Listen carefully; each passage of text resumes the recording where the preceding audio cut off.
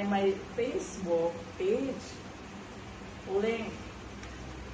Puerto Asol Beach Resort, Ternate, kung saan maaari silang kontakin para sa karagdagang informasyon.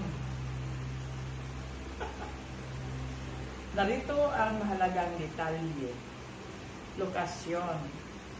Ternate, Cavite, malapit sa hangganan ng Nasugbo, Batangas. Number 2, entrance fee, 300 pesos bawat tao. Day trip lamang. Ang oras, 8 a.m. to 5 p.m. Walang overnight. Walang overnight stay na nabanggit sa pinagmulan ng informasyon.